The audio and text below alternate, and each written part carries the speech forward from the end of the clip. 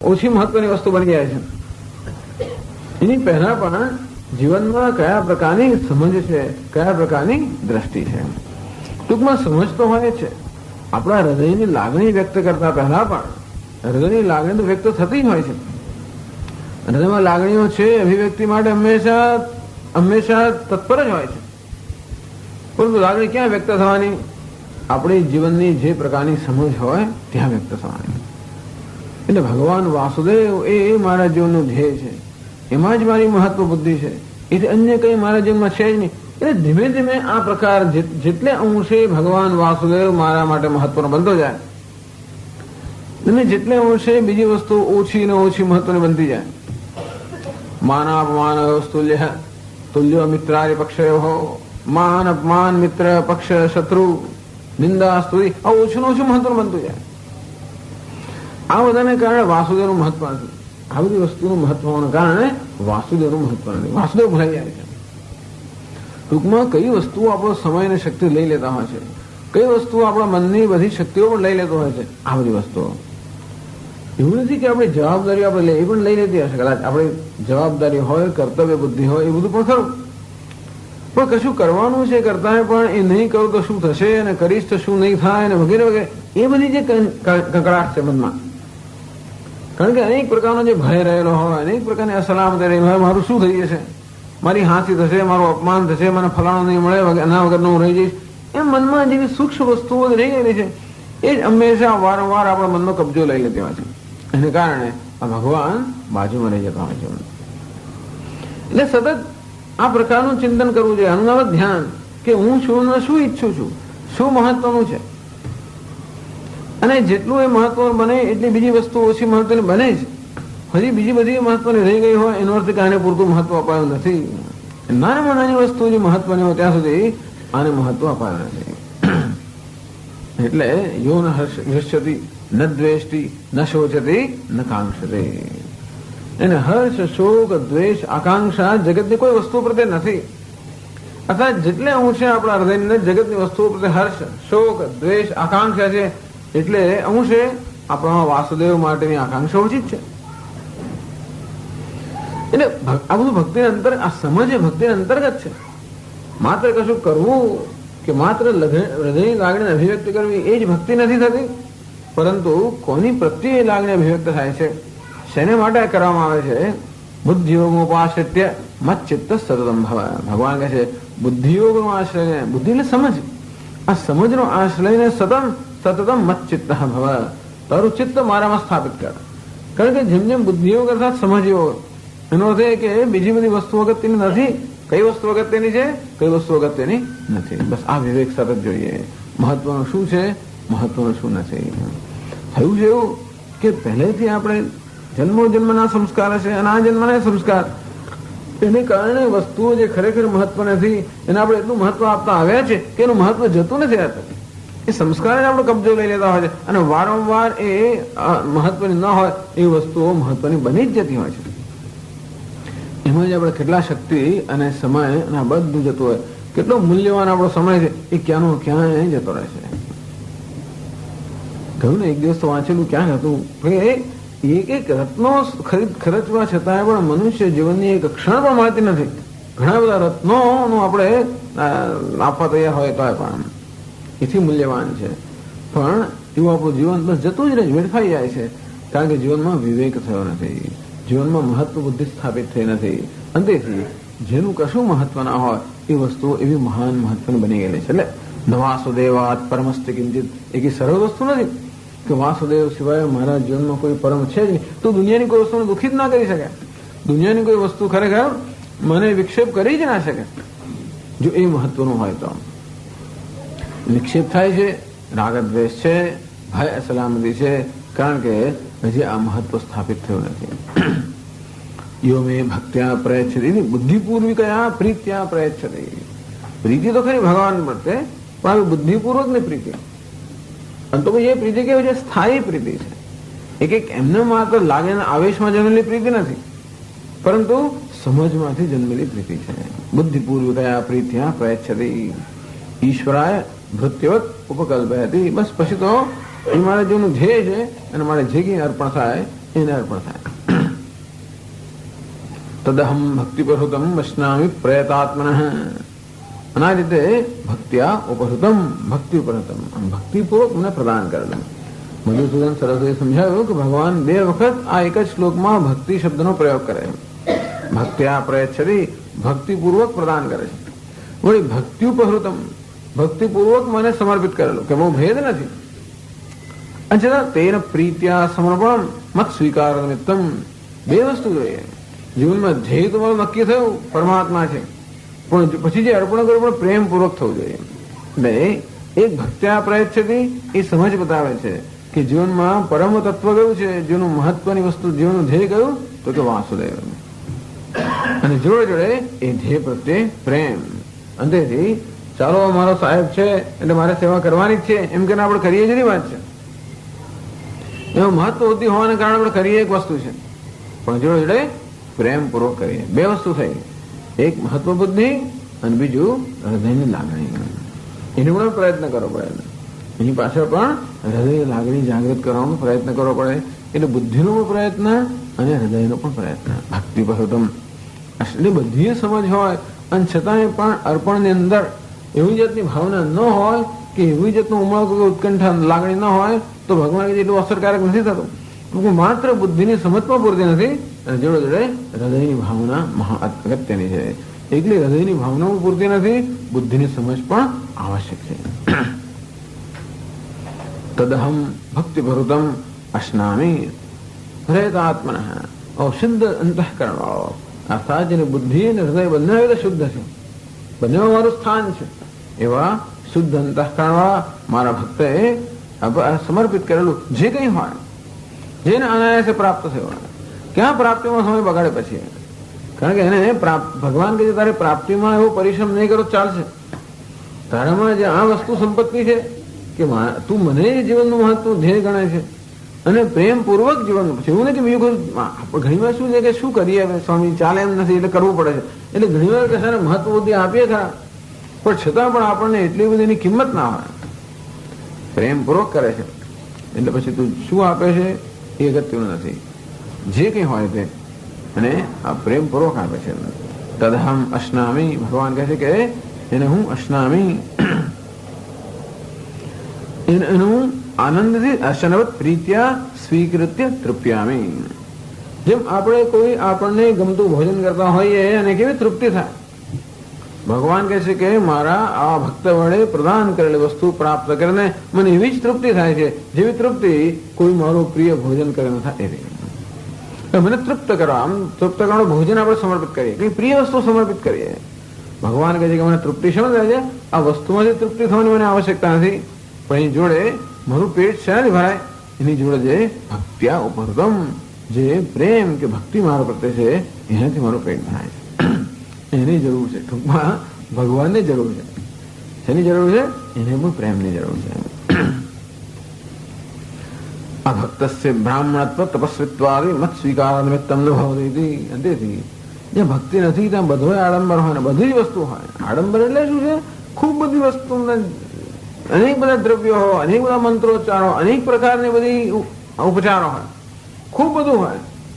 આ છતાં પણ એ કહે છે કે આ બધું હોય છતાં ભગવાન કહે છે કે મને એવો સ્વાદ નથી આવતો જેવો સ્વાદ મને પ્રેમપૂર્વક અર્પણ કરવામાં આવ્યો એને આવે છે.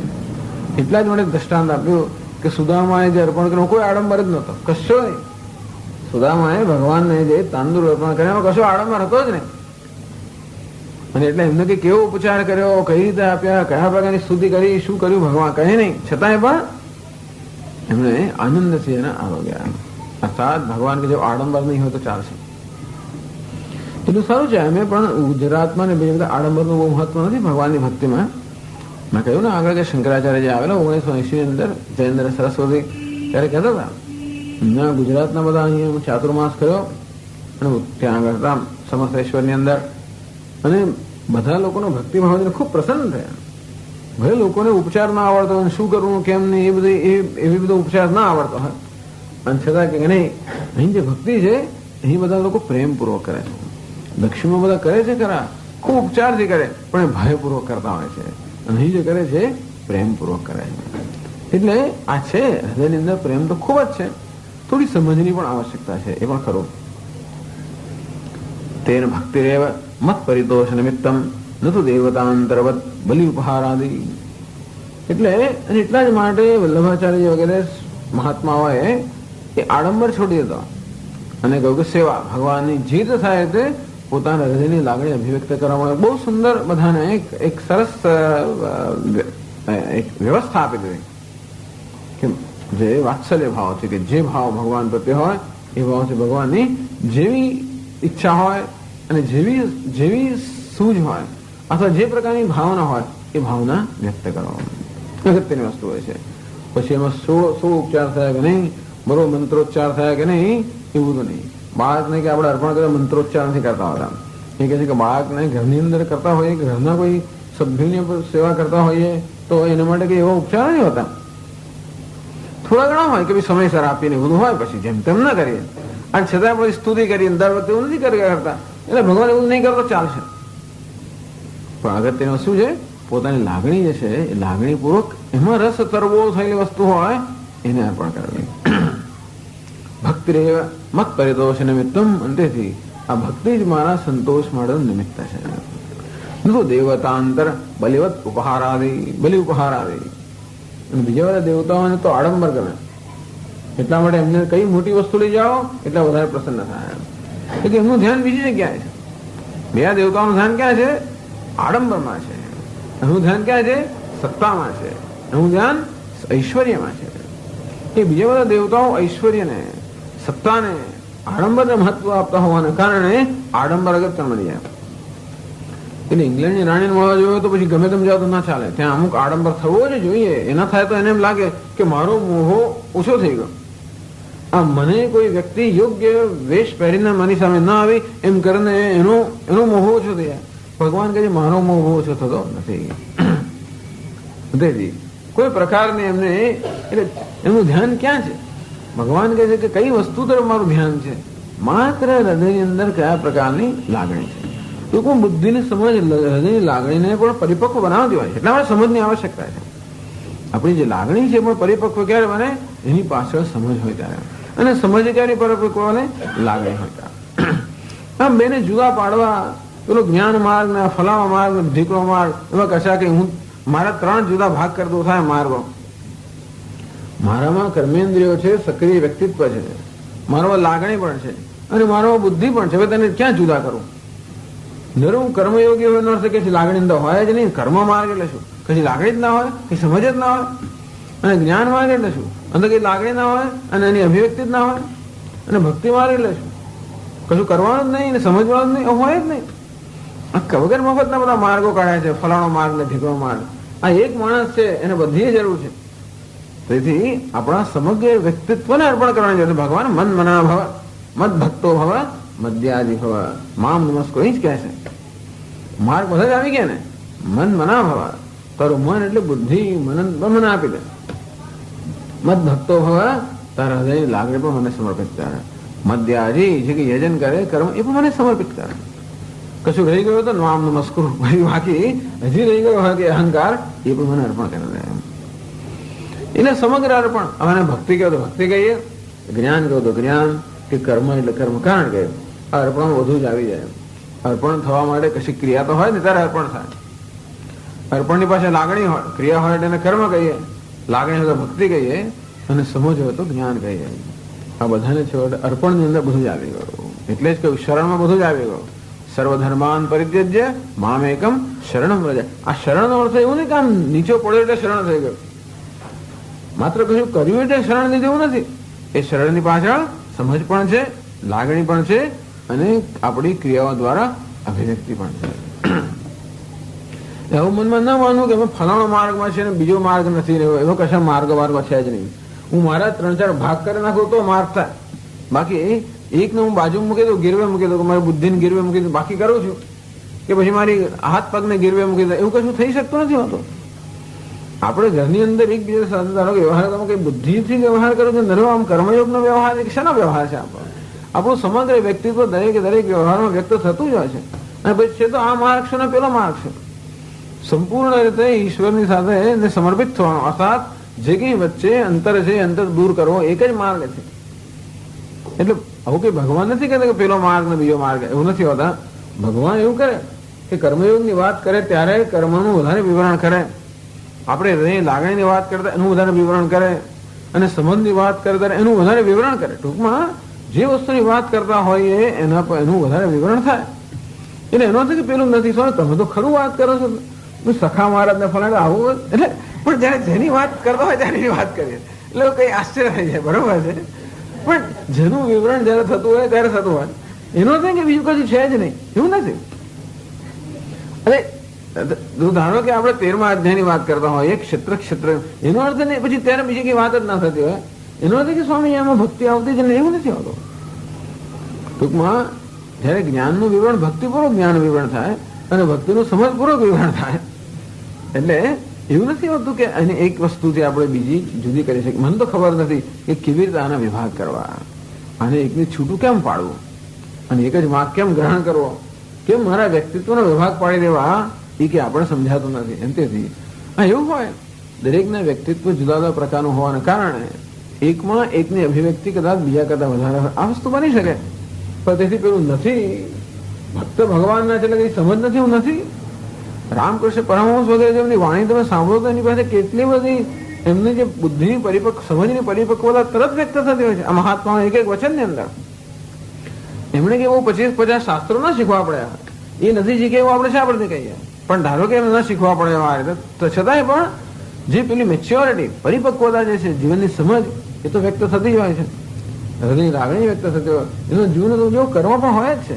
ભલે કર્મ કરીને આખો બધી જગ્યાએ જઈને એમણે કઈ અનાજ બનાજ નહીં વહેંચ્યું, પણ છતાંય એ કોઈને કોઈ રીતે કશાક ને કશાક કર્મ નિમિત્ત બનતા છે. કોઈને આ પ્રેરણા આપે ને કોઈને પેલી પ્રેરણા આપે, આમ કરીને એમ કરી કરીને એક અથવા બીજી રીતે કર્મ થતું જ હોય છે. ક્યાં મૂકી રાખે એના એ વ્યક્તિત્વને, ક્યાં કઈ બાજુ મૂકી રાખે, ઘીરો મૂકી રાખે એવું તો ના બને ને. પેલા કે ગોખા મૂકી રાખો, એવું નથી મૂકી રાખાતું. અને એની સમગ્ર વ્યક્તિત્વની પરિપક્વતા, સર્વાંગી વિકાસ મનુષ્યનો થવો જોઈએ. કોઈ એક અંગનો વિકાસ થાય એ ચાલતું હોતું જ નથી, સર્વાંગી વિકાસ. આપણે બધા મહાપુરુષો જોઈ શકતા હોય છે કે રમણ મહર્ષિ આપણે માત્ર જ્ઞાન છતાં એમણે જે અરુણાચલ વગેરે વિશે સ્તોત્રો લખાય છે એમાં ભક્તિ તરત દેખાઈ આવે. એમને આપણે એમ કહીએ તો નિર્ગુણ નિરાકારના જ એમાં જ નિષ્ઠ, છતાંય પણ અરુણાચલ વગેરે માટે અમે સ્તોત્રો લખ્યા છે. તમે જુઓ એમની ભક્તિ તરત વ્યક્ત થતી હોય છે. અરુણાચલ એમના માટે કોઈ પહાડ નથી, સાક્ષાત ભગવાન જ છે. અને એમને કહે કે તું આવે છે તેનો થાય કે દ્વૈત ભક્તિ આવે કે ના આવે અંદર. અને એટલે કર્મ એટલે શું કરે, તો રોજ અરુણાચલની પ્રદક્ષિણા કરે. હવે એમનું ધારો કે અરુણાચલ બહાર ના જતા હોય, રોજ એની પ્રદક્ષિણા કરતા હોય. બોલો આ કેવી ભક્તિ, એને શું કરવાની જરૂર પડી? પણ એમાં કઈ જરૂર છે માટે કરે છે નથી હોતું.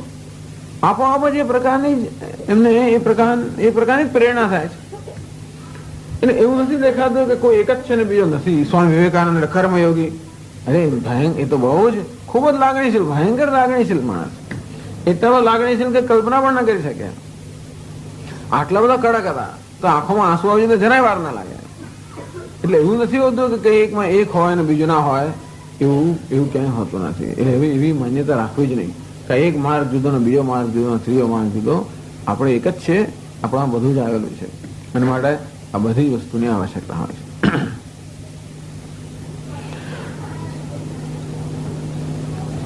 એટલે કે છે દેવતાંતરમ અપહાય મામેવ ભજેત ઇત્યર્થ અભિપ્રાય. ટૂંકમાં કહે છે કે આ બીજા દેવતાઓને છોડીને તો બીજા બધા જીવનના ધ્યેયને છોડી દે. ટૂંકમાં બીજા જીવનના ધ્યેય સિદ્ધ કરવા હશે તો એને માટેનો પ્રયત્ન બહુ જ વિશેષ હોય છે. યાંત દેવવ્રતા દેવાન, દેવતાઓને જે લોકો વરેલા છે દેવતાઓને પ્રાપ્ત તો કરે, પણ એને માટે એનો પરિશ્રમ, પિતૃઓને વરેલા એનો પરિશ્રમ, ભૂતોને વરેલા એનો પરિશ્રમ. એટલે એવો તો પરિશ્રમ કરવા કરતા ભગવાન કહે છે કે તું મને જ વર, અથવા મારી જ પસંદગી કર, મને જ જીવન છે બનાવો.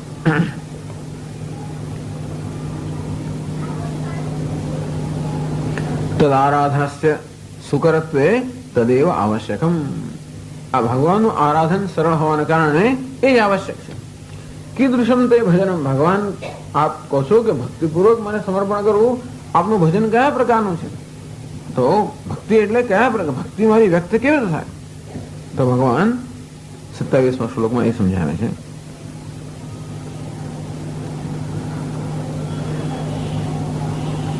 241 પાના પર યત કરોષિ યદશ્નાસી યજ્જુહોષિ દદાસી યત યત તપસ્યસી કૌન્તેય તત્કુરુષ્વ મદર્પણમ.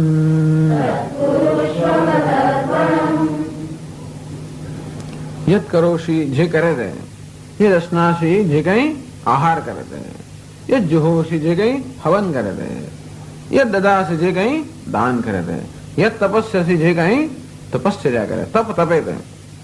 હે કૌંતેય તત્કુરુષ્વ મદર્પણમ. હે કૌંતેય એ તું મને અર્પણ કરો, સાજ મારી ભક્તિ. કે પાંદડા લેવાની જો ચાલશે ટૂંકમાં પેલું આપણે કે ચાલો રોજ પત્ર પુષ્પ ફળ તો એ લેવાની જરૂર છે, તો કે ના એની જરૂર નથી.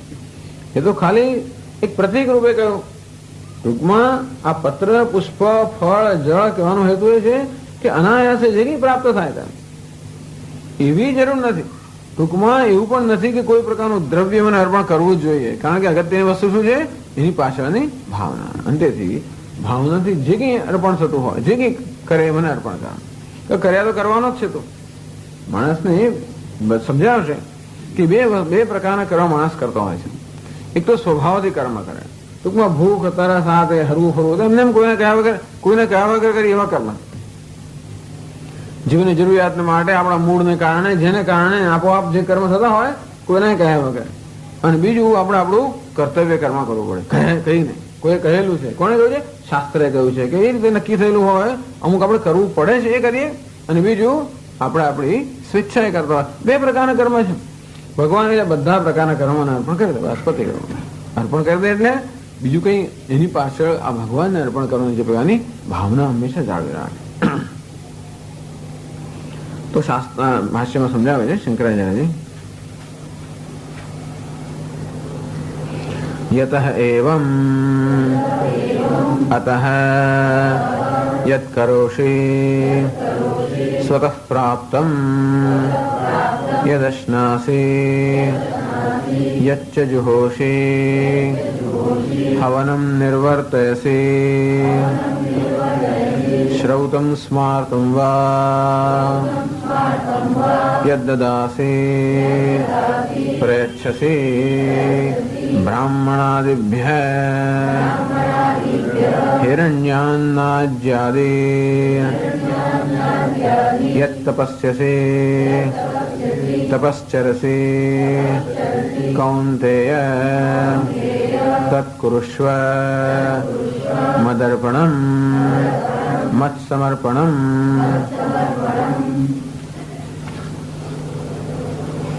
યદ કરોષિ યદેવ કરોષિ જે કંઈ કરે સ્વતઃ પ્રાપ્તમ. સ્વતઃ પ્રાપ્તમ અર્થાત રાગાત પ્રાપ્તમ. ટૂંકમાં શાસ્ત્રાદૃતે પ્રાપ્તમ. જે કંઈ કર્મ કરે જેને માટે શાસ્ત્રની કોઈ આજ્ઞા નથી, અર્થાત જેને માટે કોઈ તારા પર તારું બંધન નથી, કે તારા પર દબાણ નથી, કે જે તારું કર્તવ્ય એવું જે કંઈ કર્મ કરે. ટૂંકમાં જે કંઈ આવે જાય ખાય બીજું કંઈ જેવું રાગ એટલે ઈચ્છા તને થાય જે કર્મ કરતો હોય છે કોઈ કહ્યા વગર તને આજ્ઞા કરવામાં આવે, કોઈ વડીલો વડે કે શાસ્ત્ર વડે એને કર્મ કરતો એક પ્રકારનો કર્મ, પણ એ સિવાય જે કર્મ કરતો હોય, બહાર ફરવા જઈએ હવે આમ એ બધું કર્મ છે. એ પણ શું છે કે યત કરોષિમાં જે કંઈ કર્મ કરે એમાં આ બધાનો સમાવેશ થાય. ટૂંકમાં જીવનનું સંચાલન કરવા માટે અથવા તો તારા મૂળ પ્રમાણે તારી સ્વેચ્છાએ જે કંઈ કર્મ કરતો હોય. ભગવાન નથી કહેતા કે શું કર્મ કરું ના કરું, પણ આપણે એટલું સમજી લેવાનું કે આમાં જે કર્મ કે એટલે કે ધર્મ તો ખરો જ. ટૂંકમાં તને ફાવે તું ચોરી કરે ને લૂંટ કરે ને ખૂન કરે એવું કર્મ નહીં. કેવું કર્મ? ધર્મ પર આધારિત કર્મ.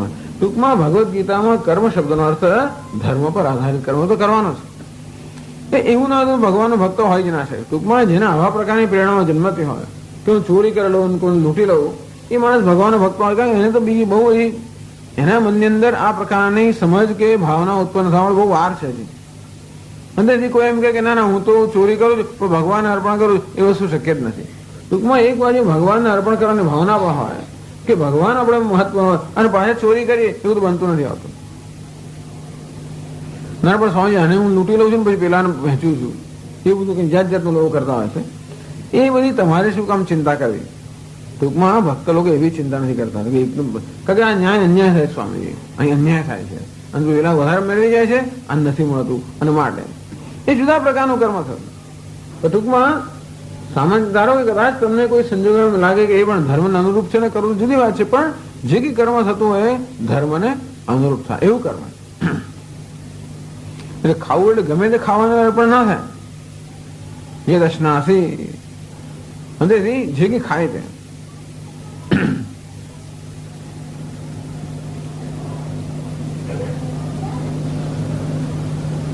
સ્વયં તૃપ્ત્યર્થમ કર્મ સિદ્ધ્યર્થમ વા, બે પ્રકારનું ભોજન પણ કરવામાં આવતું હોય છે. ખાવાનું પણ બે પ્રકારનું હોય છે. સ્વયં તૃપ્ત્યર્થમ આપણે ભૂખ લાગીને ખાતા હોઈએ તે, અથવા કર્મ સિદ્ધ્યર્થમ કોઈ કર્મ કરવાની પ્રક્રિયામાં ખાવું પડતું હોય છે. ટૂંકમાં પેલા આચમન લેવું પડતું હોય, છેવટે પેલું તીર્થ લેવું પડતું હોય, પ્રસાદ લેવો પડતો હોય. આ બધું આપણે ભૂખ છે માટે ખાઈ જેવું નથી હોતા. આપણે પૂજા વગેરે કરતા હોઈએ ત્યારે પેલી આચમન લઈએ, એમાં કઈ તરસ લાગે છે માટે લઉં છું નથી. એ શેના માટે છે? એ શુદ્ધિકરણ માટે. ટૂંકમાં એ જે આપણે કર્મ કરવાનું છે એ કર્મ સિદ્ધ કરવા માટે એના અનુરૂપ એના અંગ રૂપે કે ખાવા પીવામાં આવતું હોય એક પ્રકારનું છે. અને બીજું ભૂખ લાગી છે કે જગ્યા એને કારણે હું ખાતો પીતા હોતો કે ઈચ્છા થઈ, બસ મોઢું ભમરે છે અને મોઢામાં કશું ના આવે એ પણ ખાવાનું કહેવાય. તો એ પ્રકારે ખાતા હોઈએ એટલે ઈચ્છાથી આપણે ખાતા હોઈએ અથવા તો કશું કર્મ આપણે સિદ્ધ કરવાનું છે એ હેતુથી ખાતા હોઈએ. તો ઘણી વાર થતું હોય છે ક્યાંક તો ઘણી વાર એવું કર્મ સિદ્ધ કરવાનું ઘણી વાર થતું હોય એટલે ઘરે જમવા જવાનું થયું કે ફલાણો પ્રસંગ છે ને ઢીકણો પ્રસંગ છે આટલું ખાવું પડે ને આમ કરવું પડે ને એ બધું આપણે કરતા હોઈએ ઘણી વાર. એ શું છે? કોઈ કર્મની સિદ્ધિ માટે કે ચાલો આ એક કર્મ છે અને તે કર્મ એટલે કે આ પ્રકારનું આપણું કર્તવ્ય છે. તો આ અમુક સંજોગો અમુક પ્રકારની અપેક્ષા મારી પાસે રાખે, અમુક સંજોગોમાં અમુક રીતે મારે વર્તવું જોઈએ એને અનુરૂપ. એમાં ખાવું પણ એક વર્તન આવતું હોય છે, પીવું ખાવું બધું એને અંતર્ગત થઈ જતું હોય છે. અને સ્વામી તો અમને જરા આનંદ થશે, આપ લેશો તો અમને આનંદ થશે. સારું પેલો એટલે ઘણી વાર લોકોને એવું છે પોતાનો આનંદ બીજા હવે બીજાને કશું કરાવે પોતા આનંદ લે, આ કઈ જાતનું છે પણ ત્યાં એવું થતું હોય છે કે સ્વામી આપ લેશો તો બધાને આનંદ થશે. બોલો એટલે હવે શું થયું? હવે આપણે ન લઈએ તો પછી બધાને આનંદ ના થાય એટલે અમને દુઃખી કરો છો. એમાં કે મારા પેટનું જ થાય એ નહીં જોવાનું પણ અમને દુઃખી કરો છો એવું થાય છે. ચાલો એટલે એવું પણ થતું હોય, ઘણી વાર એવું પણ લેવાતું હોય છે. એવું પ્રસંગો પણ ટૂંકમાં કોઈ પ્રસંગને અનુરૂપ કોઈ કર્મ સિદ્ધ કરવા માટે એ માટે કંઈક આવું લેવાતું હોય એ પણ, અથવા તો આપણી ઈચ્છા થતી હોય અને લેવાતું હોય એવું પણ અશના છે. પણ એવું જે લેવાતું હોય એમાં પણ ગમે તે વસ્તુ તો નહીં, જે વસ્તુ શાસ્ત્રમાં નિષિદ્ધ છે એ તો નહીં છે. શાસ્ત્રમાં જે વસ્તુ સ્વીકારીએ છે એવું જ લેવાતું હોય એ તો એવી અપેક્ષા તો ખરી છે. કારણ કે ભગવાનને અર્પણ કરવું હોય તો એવી વસ્તુ અર્પણ થાય છે ભગવાનને ગમે છે એવું તો ખરું છે. આપણે જેને કશું અર્પણ કરતા હોઈએ એના માટે એટલી તો આપણા મનમાં કાળજી હોવી જોઈએ કે ભાઈ એને ગમે છે અર્પણ કરીએ. હું અર્પણ કરવા ઈચ્છું છું માટે પછી એને જોઈતું કે ના જોઈતું હોય, ગમતું હોય કે ના ગમતું હોય, પણ વાત હોય મેં આટલી મહેનત કરી એ તો બરાબર છે. પણ તેથી ઘણી વાર એવું થતું હોય પણ મેં મહેનત કરી છે ને સ્વામીજી, હવે અમે આટલું કર્યું તો પછી કંઈક થવું જોઈએ સારું. પણ વસ્તુ એવી છે કે જેને અર્પણ કરતા હોઈએ એને ગમે છે કે નહીં, એને જરૂર છે કે નહીં એ વસ્તુ. ભગવાન બહુ વિશાળ હૃદયના હોવાને કારણે એમને ગમા હોતા નથી. બે તો માણસોને અર્પણ કરી તરફ વધારે ધ્યાન રાખવું પડતું હોય છે. ભગવાનને અર્પણ કરવામાં બીજું બહુ ધ્યાન આપવાની જરૂર નથી, પણ બીજું કઈ નિષિદ્ધ વસ્તુ અર્પણ ના કરે. બસ ભગવાન એ જ કહે છે વિધિ નિષેધની અંદર વિધિ અર્થાત જે પોતાને પસંદ છે તે અને નિષેધ અર્થાત જે પોતાને પસંદ નથી એમ કહી દીધું. ઉચ્છિષ્ટમ ચામેધ્યમ ભોજનમ તામસ પ્રિયમ. ઉચ્છિષ્ટ હોય પછી અમેધ્ય એટલે પવિત્ર હોય અને જેમાં શાસ્ત્રોમાં જેના માટે નિષેધ કરવામાં આવ્યો હોય એવી વસ્તુ એટલે સાત્વિક ભોજન. ટૂંકમાં ભગવાનને અર્પણ કરવું તે સાત્વિક ભોજન હોવું જોઈએ તો જ ભગવાનને અર્પણ કરી શકાય. કારણ કે એ જ વસ્તુ એ વસ્તુ એને રુચિકર છે, પ્રીતિકર છે. એટલે શ્રી કૃષ્ણ અર્પણ કર્યું માખણ ને મિશ્રી એવું આપતા હોઈએ છે. એમને પછી બીજું ત્રીજું ના આપીએ આપણે, પણ એમને એવું આપતા હોય જો દીવા દેવ એ પ્રકારનું અર્પણ. શિવજી હોય તો એમને બીજો ભોગ ધરાવતા હોય, દેવી હોય ને બીજો ભોગ ધરાવતા હોય. કોઈ પાયસાન પ્રિયા એમને પાયસાન ગમતું હોય અને કોઈને ગણપતિ હોય તો એમને મોદક ગમતા હોય અને કૃષ્ણ ભગવાન હોય તો એમને વળી પાછું માખણ મિશ્રી ગમતા હોય. શિવજી હોય તો ખબર નથી એમને ભાત ગમતો હોય એટલે એવું કંઈક અર્પણ કરી દે. એટલે જેવી એ દેવતાની રુચિ. જો એવા કોઈ દેવતા વિશેષને અર્પણ કરતા હોઈએ તો આપણે તો અહીંયા જે વાસુદેવ અર્થાત જે સર્વનો આત્મા છે, સર્વ દેવતાના રૂપમાં રહેલો જે પરમાત્મા છે એને અર્પણ કરીએ છીએ. એની કોઈ વિશેષ રુચિ નથી હોતી. પણ આ શ્લોકો આપણા જે ઈષ્ટ દેવતા હોય એને માટે પણ જરૂર આપણે આ શ્લોકો સમજી શકીએ કે વાસુદેવનો આપણે ઈષ્ટ દેવતા પણ કરી શકીએ. અને એમ કરવાથી સતત ઈષ્ટ દેવતાનું ચિંતન થાય. આ બધાનો મૂળ હેતુ શું છે કે સતત ઈશ્વરનું ચિંતન થાય. અને ઈશ્વરના ચિંતન વગરની એક એક ક્ષણ ના રહી જાય એવું થાય તો એટલે ભગવાને અમે બધાનો સમાવેશ કર્યો. ટૂંકમાં જે કંઈ તારી ઈચ્છાથી કરતો હોય તે અને જે કંઈ તારા કર્તવ્યને કારણે કરતો હોય બધી જ વસ્તુઓ તું બધી મને અર્પણ કરવું એટલે ભગવાનની ચિંતન તો કરવું જ પડે. આપણે પણ કોઈને અર્પણ કરવા માંગતા હોઈએ આપણે ખુશ અર્પણ એટલે ખુશ કરવા. કોઈને ખુશ કરવા માંગતા હોય તો એનું ચિંતન કરવા ખુશ થાય જ નહીં. હું તો કોઈ સ્વેટર બનાવું એવું કરતો હોય આપણે ચિંતન ઘણું કરવું પડે. કેટલું ચિંતન કરવું પડે કે કઈ માપ છે ને શું છે ને કેવો રંગ ને કેવું ના આ બધું થતું જ હતું અંદર. એ કઈ પણ આપણે અર્પણ કરવા માંગતા હોય તો આપોઆપ જ આપણે જેને અર્પણ કરવાના છે એનું ચિંતન ચાલે અને પ્રેમપૂર્વકનું ચિંતન ચાલતું હોય.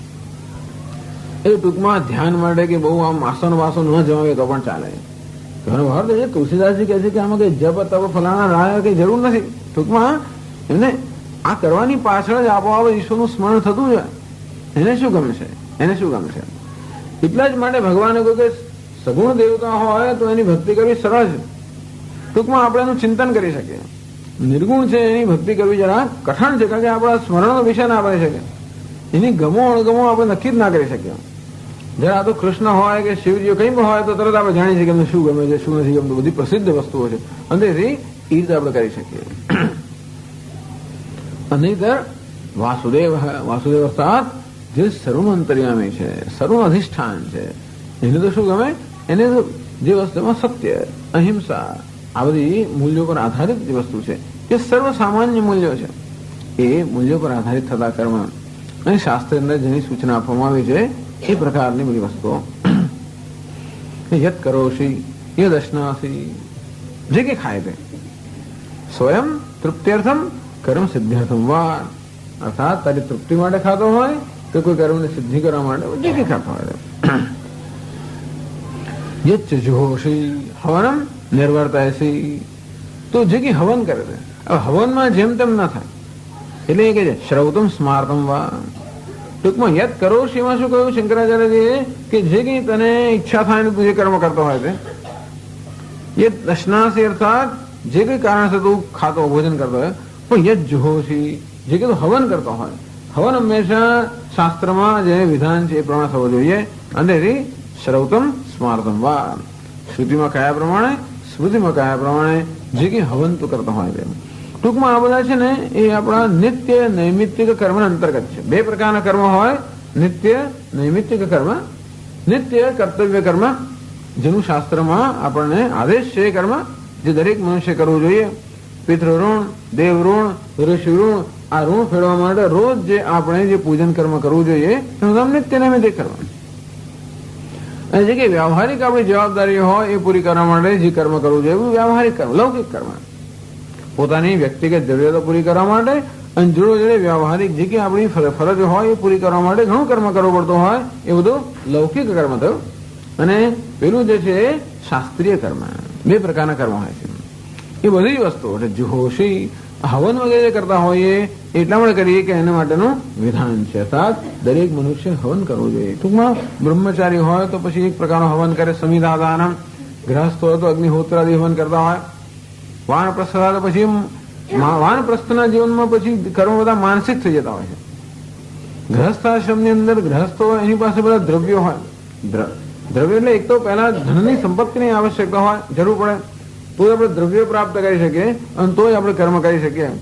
એટલે આ બધા કર્મ મુખ્યત્વે ગ્રહસ્થ માટે છે. વાનપ્રસ્થ હોય નિવૃત્ત થઈ ગયો હોય હવે કોઈ આવકનું સાધન ના રહ્યું હોય જીવનમાં બીજી બધી વસ્તુ પણ આમ ત્યાગી દીધી હોય અને ધારો કે કોઈ અરણ્યમાં જઈને રહેતો હોય તો બીજા સાધનો ના હોય તો એને કર્મ એ મનથી કરે. એટલે એટલા માટે આરણ્ય એને કહેવામાં આવે છે. અરણ્યની અંદર બધી તમે જો આપણા વેદની અંદર પણ આરણ્ય કે વિભાગ હોય છે એમાં ઘણા બધા ધ્યાન કે ઉપાસનાઓ આપેલી હોય છે. અને ઉપાસના મુખ્યત્વે કોણ મળે છે તો કે વાનપ્રસ્થ મળે. એટલે માનસિક પહેલા જે દ્રવ્યોથી અર્પણ કરતો હતો હવે મનથી કરતો હોય છે. યજ્જોષી દદાસી યત, જે કંઈ દાન કરે તે, યત દદાસી પ્રયચ્છસી બ્રાહ્મણાદિભ્ય, બ્રાહ્મણાદિભ્ય આદિમાં શું અતિથિ વગેરે, ટૂંકમાં અતિથિ બ્રાહ્મણાદિભ્ય, અતિથિને આપો, બ્રાહ્મણને આપો કે બીજા કોઈ જરૂરિયાત વાળો હોય ને જે કંઈ આપો. તો એમાં આપવાનું બે પ્રકારનું હોય છે. આપવાનું એક આપણે સ્વેચ્છાએ આપતા હોઈએ, બીજું આપવાનું કર્તવ્ય છે આપણે આપતા હોઈએ. જેમ કે આપણે કોઈ પૂજા કર્મ કરાવતા હોઈએ તો જે બ્રાહ્મણ પંડિત હોય એને દક્ષિણ આપવી જોઈએ, માટે આપતા હોઈએ. તો અતિથિ હોય કે અમુક પ્રકારનું હોય એમાં આપણું વિધાન છે કે આ પ્રકાર આપવું જોઈએ, એમાં આપીએ. અથવા તો આપણે આપણી સ્વેચ્છાએ આપતા હોઈએ, આપણે કોઈ કાર્યમાં રસ હોય ને એમાં આપતા હોઈએ, જે પ્રકારનું દાન કરે. ટૂંકમાં ખાવાનું બે પ્રકારનું, કરવાનું બે પ્રકારનું, દાન પણ બે પ્રકારનું, બધું.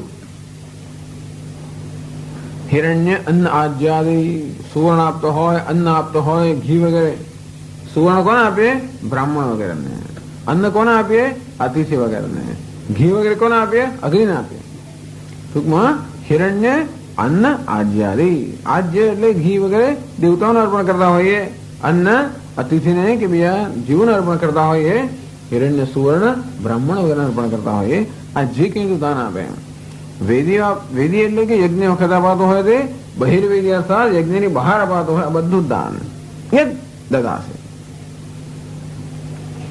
યત તપસ્તપસી, જે કે તપસ્યા તું કરે. એટલે કહે છે બે પ્રકારની તપસ્યાઓ અહીંયા સમજાવે છે. પ્રતિ સંવત્સરમ અજ્ઞાત પ્રામાદિક પાપ નિવૃત્તે ચાંદ્રાયણાદિ ચરસી. તો આપણે હંમેશા જીવનની અંદર જે કંઈ બધું કરતા હોય, વ્યવહાર કરતા હોય, એમાં નાના મોટા ઘણા બધા આપણાથી કંઈક પાપ થઈ જતા હોય, જાણે કે અજાણે, અજાણે પણ થઈ જતા. આપણે કોઈ જીવ જંતુઓને હત્યા થઈ જતી હોય, એવું બધું થતું હોય.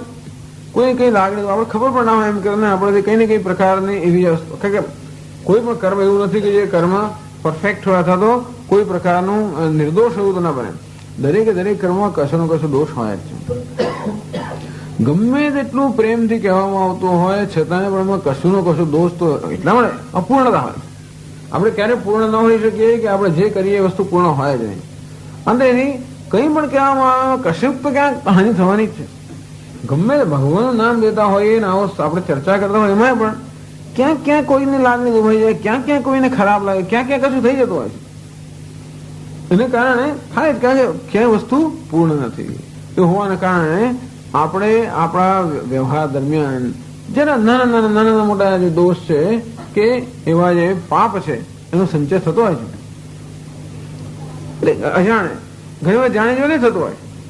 ઘણી વાર જાણી જોઈને એટલા માટે થાય કે પછી ભાઈ હું કેટલું કરું, શા માટે કરું, હું શાનું કરું, એમ કરીને પણ આમ થતું હોય. ટૂંકમાં બીજી વસ્તુ આપણા માટે મહત્વની હોય. એ કંઈક કરવા માટે આપણે બીજા કશાનો ભોગ આપવો પડતો હોય, આપણને ન ગમતું હોય, અથવા તો એકને ખુશ કરવા આપણે ઈચ્છતા હોય ને બીજા ન ગમે, આપણા રાગ દ્વેષને કારણે પણ જાણી જોઈને થતું હોય છે. એટલે જાણે ઘણી વાર આપણાથી એવી જાતનું કંઈક નાનું મોટું એવું પાપ કર્મ એટલે તો ધર્મનો આપણે ચ્યુત થઈ જતા હોઈએ ધર્મથી, અથવા ઘણી વાર રાગ દ્વેષને કારણે જાણી જોઈને થતું હોય. આમ વિહિતમ અવિહિતમ વા સર્વમેતત ક્ષમસ્વ, વિહિતમ અવિહિતમ, જાણી જોઈને કે જાણે વગેરે એવું કઈ થઈ જતું હોય. એ પ્રતિ સંવત્સરમ અજ્ઞાત પ્રામાદિક પાપ નિવૃત્ત. ટૂંકમાં આપણી જાણ વગર થયેલા નાના મોટા પાપ હોય તે, અથવા પ્રમાદને કારણે કે રાગ દ્વેષને કારણે થયેલા નાના મોટા જે પાપ હોય એ નિવૃત્તિ તો કરવી પડે. એટલા માટે તપશ્ચર્યા જીવનમાં હોવી જ જોઈએ આપણે નિવૃત્તિ માટે. ચાંદ્રાયણાદિ ચરસી, જે ખાસ આપણે તપશ્ચર્યા કરતા હોઈએ, શ્રાવણ મહિનો આવતો હોય, શિવરાત્રી આવતો, બીજા બધા તપ કરતા હોઈએ, એ શેના માટે છે? ઈશ્વરનો અનુગ્રહ પ્રાપ્ત કરવા માટે. અને આવા જે નાના મોટા આપણા બધા દોષ કોઈને કોઈ રીતે આપણે દોષના ભાગી બન્યા હોઈએ એમાંથી મુક્ત થવા માટે.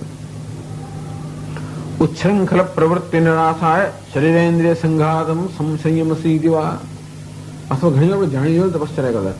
આમ તો શનિવારે એટલા માટે કરી કે શનિ દેવતાને આપણે ખુશ કરવા છે, ધારો કે ગુરુવાર કરીને એને માટે કરતા હોય, અથવા એમ જ નક્કી કરો અઠવાડિયું એક દિવસ હું એક જ વાર જમીશ, કે ઉપવાસ કરીશ, કે ફલાણું નહીં કહું, ક્યાં જ કરીશ, એમ કરીને ઉચ્છૃંખલ પ્રવૃત્તિ નિરાશાય.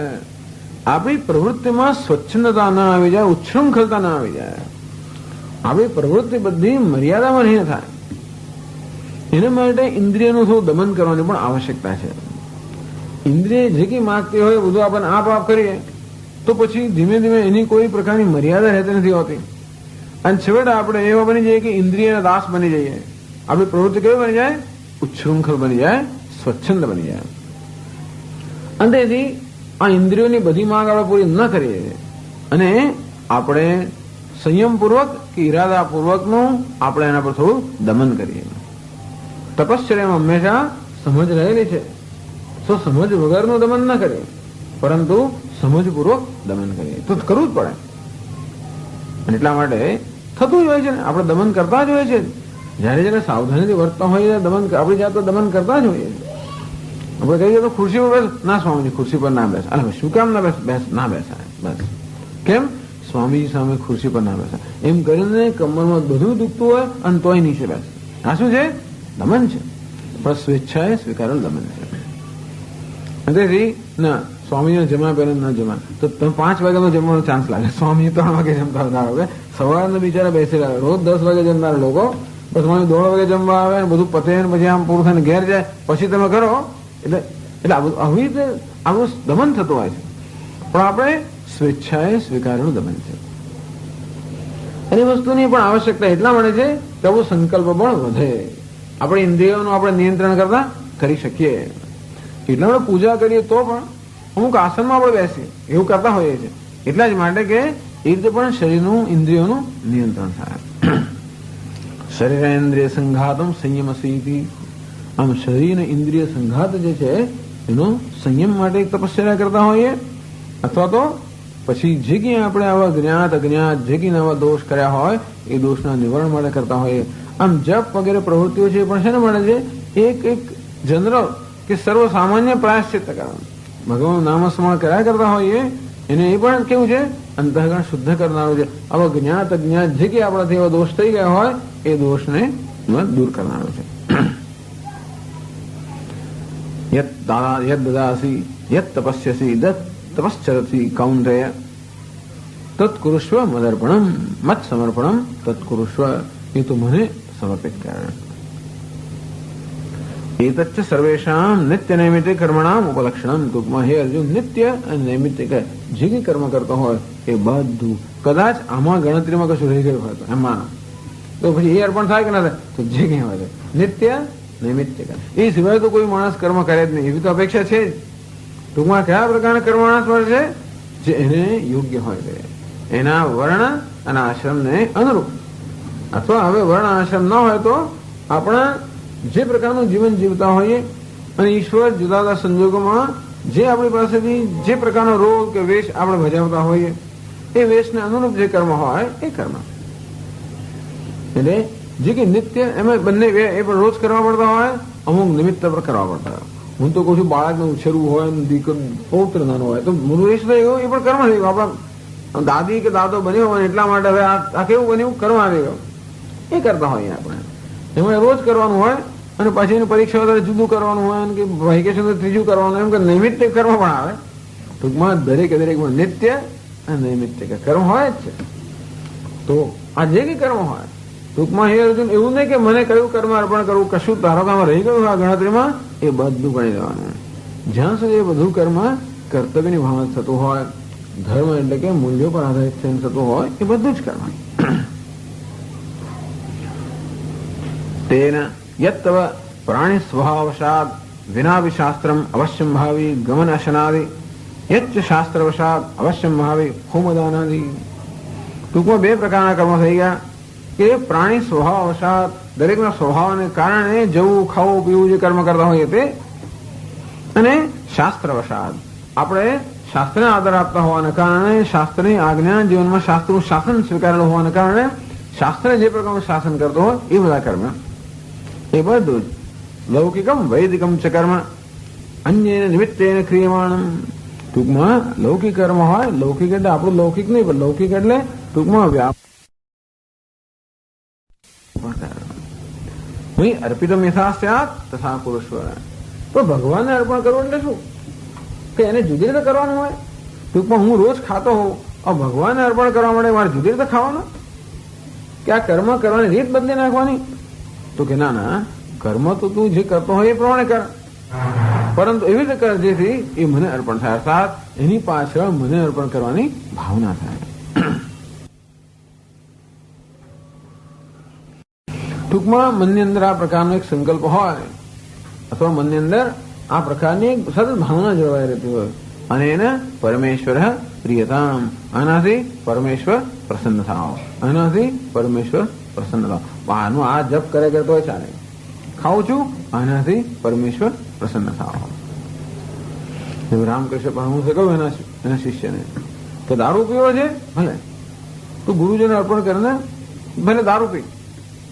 તો પેલો એક દારૂને આમ પેક લે, આ મારા ગુરુજીને સમર્પણ, મારા ગુરુજીને સમર્પણ, મારા ગુરુજીને સમર્પણ. એ દર વખતે ગુરુ ગુરુ આવ્યા કરે એટલે પછી છોડે ને અને ગુરુને સમર્પણ, આવું કઈ સમર્પણ થતું હશે એમ કરી કરીને 2-3 દિવસમાં બધું બંધ થઈ ગયું. ટૂંકમાં આ ઈશ્વરને સમર્પણ. પછી યાંત્રિક રીતે ને એ તો ખરું, ઘણી વાર બધું પછી બોલવાનું પણ યાંત્રિક થઈ જતું હોય છે. એમાં બધા પૂજાપાઠ બહુ કર કરીને એમાં યાંત્રિકતા બહુ આવી જાય છે. આપણે એટલા બધા નીતિ નિયમો લઈ લેતા હોઈએ છીએ ને કે આપણે ભાઈ એને પહોંચી વાતું નથી. અને આટલી માળાઓને આખી ચોપડી નાખી કરવા માંડે રોજ. એટલે શું થાય છે કે પછી એમાં ઘણી બધી યાંત્રિકતા આવી જતી હોય છે. હવે ગમે તેમ કહે સમય વેડફવાને કરે સારું છે, પણ એ યાંત્રિકતાને કારણે પછી યાંત્રિકતા બીજે બધે વ્યાપ્ત થઈ જતી હોય છે. અને ભાઈ આપણે બોલીએ કે પરમેશ્વર પ્રસન્ન, પણ યાંત્રિકતાથી બોલી જતા હોઈએ છીએ, એવું નહીં. એટલે બોલવું અગત્યનું નથી, પણ ભાવના, આનાથી અને એના પરમેશ્વર પ્રિયધામ, આનાથી પરમાત્મા પ્રસન્ન થાવ. પરમાત્મા કયો પરમાત્મા? ચાલો બીજો કઈ નહીં, જે રૂપમાં મારી સમક્ષ રહે. એક તો મારા અંતરમાં બેઠેલો પરમાત્મા, ભોક્તારમ યજ્ઞ તપસામ. કહ્યું ને ભગવાન આ અધ્યાયમાં જ કેવું, અહમ સર્વયજ્ઞાનામ ભોક્તા છે પ્રભુરેવ છે. બધા યજ્ઞનો હું જ ભોગવનાર છું અને બધા યજ્ઞનો હું જ સ્વામી છું. હું જ બધા દેવતા રૂપમાં રહેલો હોવાને કારણે અને જોડે જોડે તારા પણ અંતર્યામી રૂપે રહેવાને કારણે જે તપશ્ચર્યા વગેરે કરતા હોઈએ એનું ભગવાન કોણ? આપણો અંતરાત્મા. જે દાન કરતા હોઈએ, હવન કરતા હોઈએ એનું ભગવાન કોણ? તો જેને અર્પણ કરવાનું આવ્યું તે. અને જે આપણે ભોજન કરતા હોઈએ, તપશ્ચર્યા કરતા હોઈએ એનું ફળ કોને મળે? કરનારને મળે. એ બંને રૂપમાં હું જ રહેલો છું. ભોક્તારમ યજ્ઞ તપસાનામ. યજ્ઞનો પણ હું ભોગતા છું, કારણ કે જે દેવતાને હવન કરવામાં આવે છે એ રૂપમાં હું રહેલો છું. તપશ્ચર્યા પણ હું ભોગતા છું, કારણ કે જે તપશ્ચર્યા કરે છે એના અંતર્યામી રૂપે હું જ રહેલું છું. એ જેને મળે કર્મ થતું હોય તો, ટૂંકમાં પોતાને મળે કર્મ થતું તો પણ ભાવના થઈ શકે કે આનાથી મારા અંતર્યામી રૂપે રહેલો પરમાત્મા પ્રસન્ન થાવ. અને અન્યને મળે કર્મ થતું હોય તો એ રૂપમાં રહેલો પરમાત્મા પ્રસન્ન થાવ. ટૂંકમાં અગત્યની વસ્તુ એ જ છે કે એનું ચિંતન થાય, એનું સ્મરણ થાય. તસ્માત સર્વેષુ કાલેષુ મામ અનુસ્મર યુધ્યતે. સતત મારું દરેક સમયે દરેક સંજોગોમાં મારું સ્મરણ કર. બસ ભગવાન એક જ વસ્તુ જોઈએ, તારા જીવનમાંથી બધું જતું રહે, મારા એકલાથી તારું સમગ્ર જીવન વ્યાપ્ત થઈ જાય. ધીમે ધીમે કરતા કરતા ભગવાન એ પ્રકારની દરેક અધ્યાયમાં કઈ જુદી જુદી પણ આની આ વસ્તુ કહી રહ્યા છે. એટલે કે છે કે મદર્પણમ મયી અર્પિતમ યથા સ્યાત તથા કુરુષ્વ. એવી રીતે કર જેથી એ કર્મ મને સમર્પિત થઈ જાય. ટૂંકમાં કદાચ કર્મ કરવાની રીત બદલવી પડે એવું તને લાગે, જેથી એને સમર્પિત થયું એવું તને લાગતો તે રીતે કર આ સર્વ કર્મ એ રીતે કર જેથી મને સમર્પિત થાય. કયા મને? તારા જ અંતર્યામી રૂપે ના મને. તું જેની સેવા કરે છે એના અંતર્યામી રૂપે મને, અથવા જગતમાં સર્વત્ર વ્યાપ્ત રહેલા મને. યત પ્રવૃત્તિ ભૂતાનામ યેન સર્વમિદમ તતમ. જે જગતનું નિમિત્ત કારણ છે, જે સર્વને પ્રેરણા કરનાર છે, એ યેન સર્વમિદમ તતમ, જે જગતનું ઉપાદાન કારણ છે, જે જગતમાં સર્વત્ર વ્યાપ્ત છે, હો પરમાત્મા, એ પ્રસન્ન થાવ. ટૂંકમાં બહુ મોટું પરમાત્માનું ચિંતન કરવાની જરૂર નથી. સર્વત્ર વ્યાપ્ત હોવાને કારણે જે કોઈ રૂપમાં હોય એ પરમાત્મા પ્રસન્ન થાવ. આમ કુરુષ્વ એ આત્મનેપદ પ્રયોગ છે. પ્રયોગ કયો છે? આત્મનેપદી. કુરુ એમ કહ્યું હોત તો શું થાત? પરસ્મયપદી. કુરુષ્વ આત્મનેપદી એટલે શું છે? આત્મનેપદેન સમર્પક નિષ્ઠમેવ સમર્પણ ફલમ ન તો મહ્યમ કિંચિત અસ્તિ તે અભિપ્રાય. એમ ભગવાન આત્મને એટલે શું? પોતાને માટે. પરસ્મય એટલે બીજાના માટે. તો બે પ્રકારના ક્રિયાપદો છે. અમુક ક્રિયાઓ હંમેશા પોતાના માટે થતી હોય. ખાવું પીવું, સૂવું, જવું, આ ક્રિયાઓ કોના માટે થાય? પોતાના માટે. દાન, અર્પણ, હવન આ બધું કોના માટે થાય? અન્યને માટે. પોતાને માટે થાય શું કહેવાય? આત્માને પદી. અન્યને માટે શું થાય? પરસ્મય પદી. તો ઘણી ક્રિયાઓ બંને માટે થતી હોય. કરવાનું ક્યારેક પોતાના માટે પણ હોય ને બીજા માટે પણ હોય. એટલે અમુક ક્રિયાઓ કેવી છે? ઉભય પદી. તો કરવું એ ક્રિયા કેવી છે? બંને માટે થઈ શકે. તો પણ ભગવાન એના કયો પ્રયોગ કરે? કુરુસ્વ. એમ આત્માને પદી પ્રયોગ કરે છે. એટલે મધુસૂદન સરસ્વતી કહે છે કે ભગવાન કુરુસ્વ એમ આત્માને પદનો પ્રયોગ કરીને એમ કહેવા માંગે છે, હે અર્જુન, આ તું જે કરે છે એના ફળનો તું જ ભાગી છે, મને કશી લેવા દેવા છે નહીં. ટૂંકમાં ભલે તું મને અર્પણ કરે છે, છતાં પણ એ અર્પણની પ્રક્રિયા જે છે એનો લાભદાયી કોણ? લાભ કોને મળે છે? તને જ મળે છે. નતું મહ્યમ કિંચિત મને કઈ ફળની નમામ કર્માણ નિબંધી નમે કર્મ ફલે સ્વહા. ટૂંકમાં હું અર્પણ કરવાનું કહું છું પણ તારા હિત માટે કહું છું. એમ તારું હિત થવાનું છે. એવું પછી એવું ના માનું કે ભગવાનનું હિત કરવાનું હતું. અર્પણ કર્યા પછી એવું ભગવાન ઉપકાર કરવા નથી કરતા, પરંતુ આ અને તને જ હિત થવાનું છે. અવશ્યમ ભાવિનામ ક્રમણામ મયી પરમ ગુરુ સમર્પણ ભજનમ. ટૂંકો ભગવાનનું કિન નામ ભજનમ. ભગવાનનું ભજન એટલે શું? એની ભગવાન વ્યાખ્યા અહીંયા આપે છે. એટલે ગીતામાં ભજનની કેટલી બધી વ્યાખ્યા આવે છે, એની એક વ્યાખ્યા અહીંયા આપે છે. અવશ્યમ ભાવિનામ કર્મણામ મયી પરમ ગુરુ સમર્પણમ. ભગવાન હું કોણ છું? પરમ ગુરુ છું. અંતેથી તું જે કંઈક અવશ્યમ ભાવી કર્મણ, આ બધા કર્મ કરવાનો જ છે. તું ક્યાં જવાનો છે? ટૂંકમાં માણસને જીવન જીવે એટલા બધા કર્મ થવાના જ છે. એટલે ભગવાને બધા રોજ બરોજના કરવાની વાત કરે. ટૂંકમાં ભગવાને કોઈ એવા વિશિષ્ટ કરવાની વાત કરે નથી. આમ જુહોશી યજ્ઞ દાન તપઃ કર્મ ન ત્યાજ્યમ કાર્યમેવ તદ.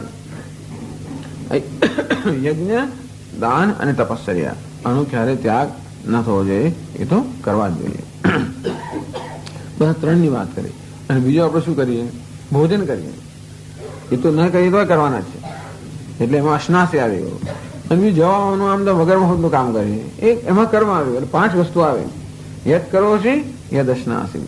જે કંઈ કરે છે, જે કંઈ ભોજન કરે એ તો આપણે આપણી જાતે કરવાના છે. યદ જુહોશી દદાસી તપસ્યસી. જુહોશી એટલે હવન, દદાસી એટલે હોમ, દાન અને તપ. યજ્ઞ, દાન અને તપ એ નિત્ય નૈમિત્તિક કર્મ છે. અને ખાવું અને આમ તેમ જવું કરવું એ આપણા લૌકિક સ્વેચ્છાએ થયેલા કર્મ છે. બસ આ બધું જ. ટૂંકમાં જેણે શાસ્ત્રનું શાસન સ્વીકાર કર્યું છે એના માટે યજ્ઞ, દાન, તપશ્ચર્યા પણ અવશ્ય ભાવે કર્મ થઈ ગયા. એટલે કે જે એને પોતાનું કર્તવ્ય શાસ્ત્રનું શાસન જેને સ્વીકાર્યું છે એને માટે કવર કેવા છે? અવશ્ય ભાવે. અર્થાત જેણે ભાઈ નક્કી કર્યું કે મારે મારી ફરજ બજાવી છે, હું પત્ની છું, પતિ છું, પુત્ર છું, જે કંઈ હોય એ ફરજ બજાવવાનું આપણે સ્વીકાર્યું, પછી એ કર્મ અવશ્ય ભાવે થઈ ગયો. અવશ્ય ભાવે અર્થાત જે કરવું જ જોઈએ ને આજે આપણે કરીએ છીએ. એટલે હે અર્જુન, આ રીતે જે બધા અવશ્ય ભાવે એટલે અવશ્ય જે થવાના જ છે બધા કર્મ. મયી પરમ ગુરુ સમર્પણમ. તો હું જે પરમ ગુરુ છું એ બધા રોજ બરોજના અવશ્ય થતા કર્મ છે. એ હું જે પરમ ગુરુ છું એને સમર્પણ કરવા એ નામ જ મારું ભજન.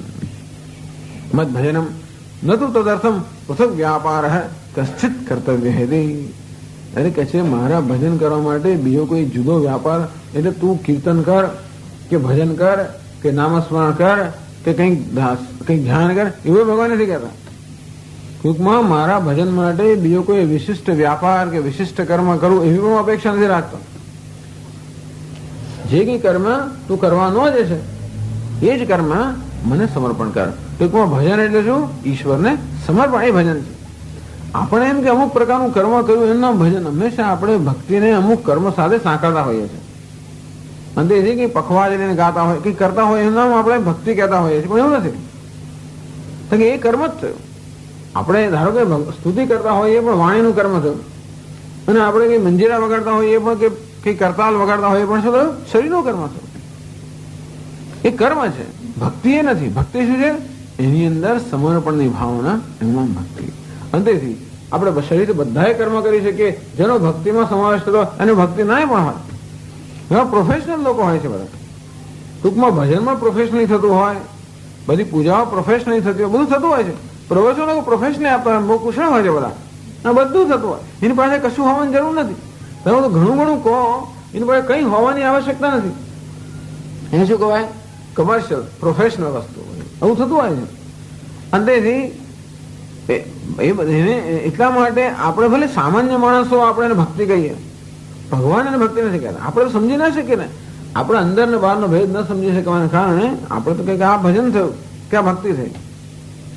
એવું નથી. નહીં તો ટેપ રેકોર્ડર ભક્તિ કર્યા કરે એવું થઈ જાય. એવું નથી થતું હતું.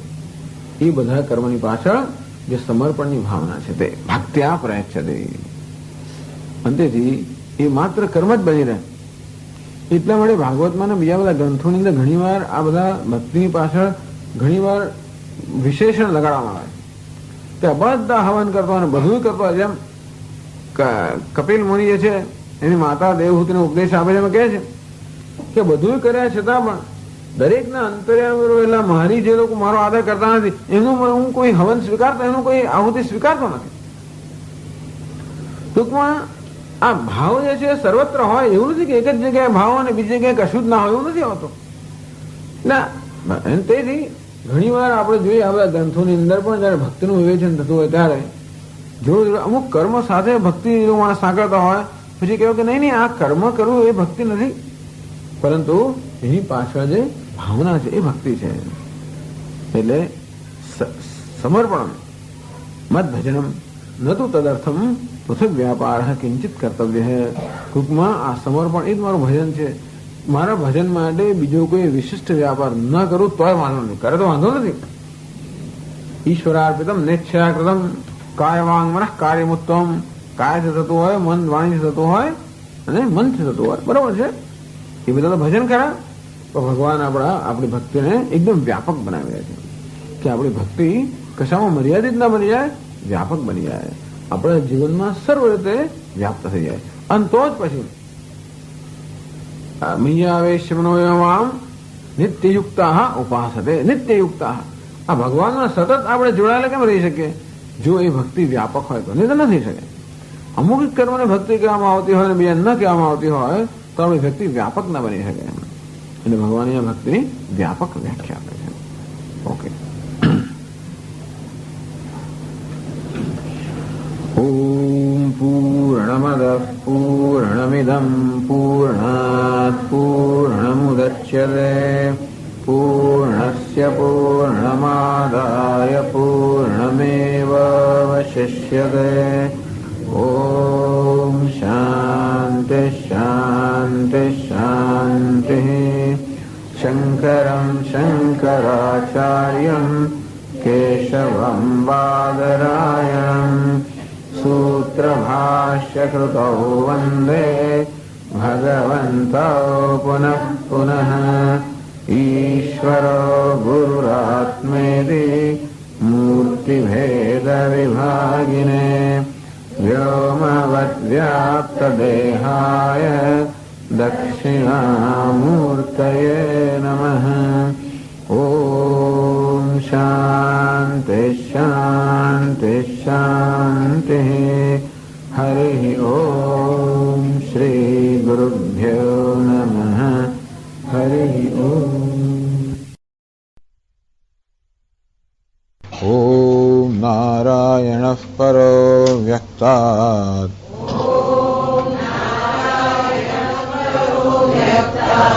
અંડમવ્યક્તસંભવम् અંડસ્યાन्तસ્ત્વિમે લોકાઃ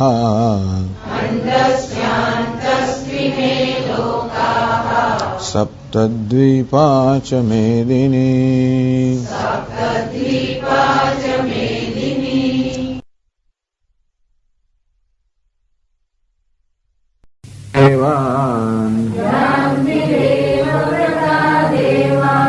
પિતૃન્યાન્તિ પિતૃવ્રતાઃ ભૂતાનિ યાન્તિ ભૂતેજ્યાઃ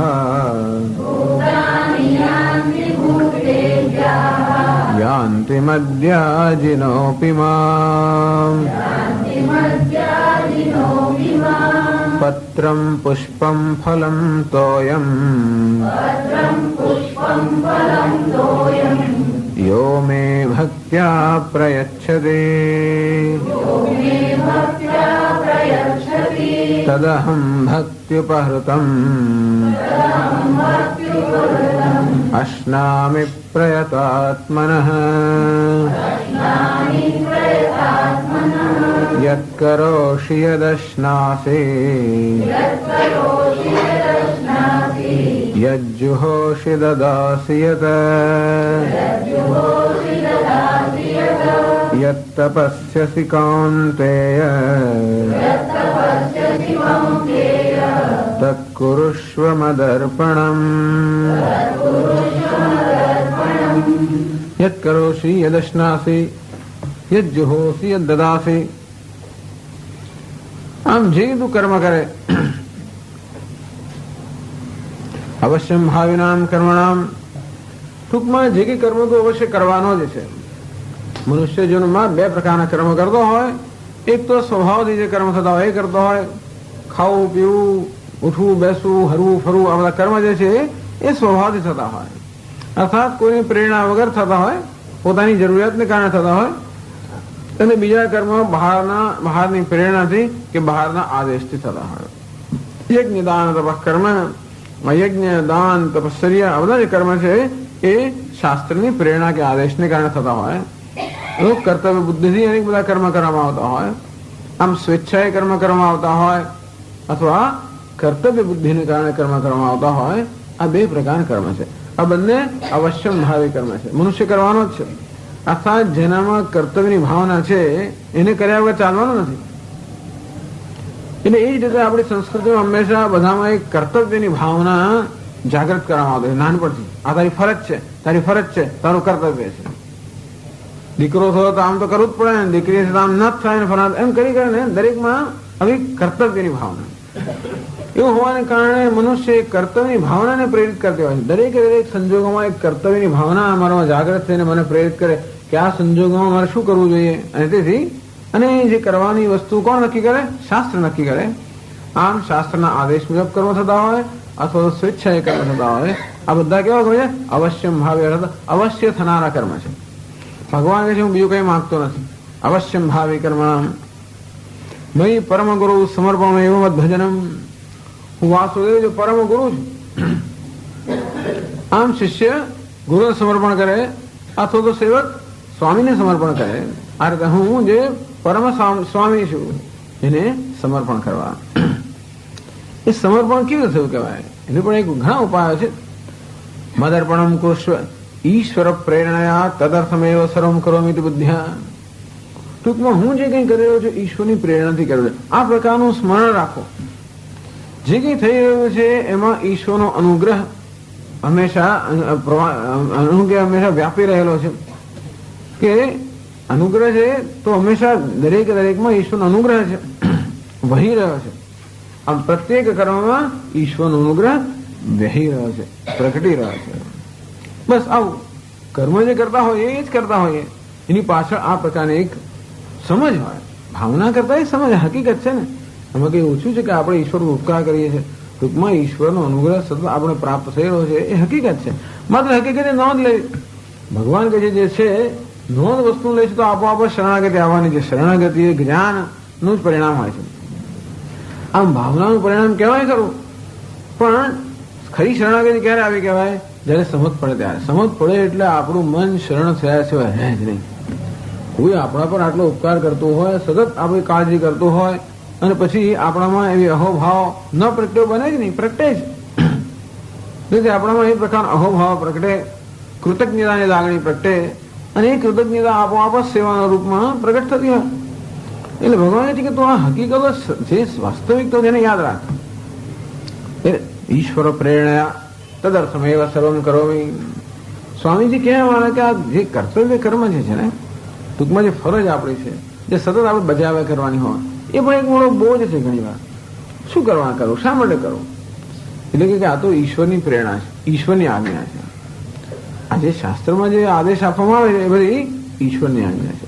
ટૂંકમાં ઈશ્વરે મને આ સંજોગોમાં મૂકેલો છે અને આ સંજોગોમાં આ પ્રકારના કર્મનો આદેશ ઈશ્વર મને આપી રહ્યો છે. એવું કહીએ તો ક્યાં અહીંયા ભરાઈ પડ્યા ને ક્યાં અહીંયા આમ કર્યા, એવી જાતનો કકડાટ કરવા બદલે એમ પણ આપણે વિચારી શકીએ ને કે ઈશ્વરે આ સંજોગોમાં મને મૂકેલો છે, તો મારે જ શું કામ આવું કરવાનું આવે? તો કે ઈશ્વર મને આ કરવાની પ્રેરણા કરી રહ્યો છે. શા માટે હું આવું કરું? તો કે એ મારા હિતમાં હોવાને કારણે. આ હકીકતો છે. જ્યાં સુધી આ વાસ્તવિકતાઓ આપણે ન સમજ્યા હોય ત્યાં સુધી ભાવનાનો વિષય છે, અને જયારે સમજાયું હોય ત્યારે પછી ભાવનાનો પ્રશ્ન, ત્યારે એ શાનો પ્રશ્ન? હકીકતનો પ્રશ્ન છે. તેથી ઈશ્વરની પ્રેરણાથી સર્વ થાય છે પણ હકીકત છે, અને જે થાય છે એ આપણા હિત માટે થતું હોય, જે આપણને કરવાનું કહેવામાં આવે છે એ આપણા હિત માટે કહેવામાં આવતો હોય એ શ્રદ્ધાનો વિષય છે. કદાચ ભૂતકાળના જે પ્રસંગો હોય એનું ચિંતન કરતા આપણે લાગે પણ ખરું કે ખરેખર હકીકત પણ છે, પણ જે આજ્ઞા મને કરવામાં આવી છે એ આજ્ઞા મારા હિત માટે છે, અને જે કર્મ મને કરવાનું કહેવામાં આવે છે એ ઈશ્વરની પ્રેરણાથી થતું હોય છે. તો મને નથી કરવો, મને નથી ગમતું. હવે ઈશ્વરની આજ્ઞા થતી હોય અને મને એવી શ્રદ્ધા હોય કે ઈશ્વર મારો હિત જ છે હોવાને કારણે જે કઈ આજ્ઞા કે પ્રેરણા કરે મારા હિત માટે છે, તો ન ગમતો હોય તો પણ કરું. જેવી રીતે ભાઈ મને દવા આપે તો કોને ગમતી હોય દવા ખાવાનું? કોઈને ના ગમે.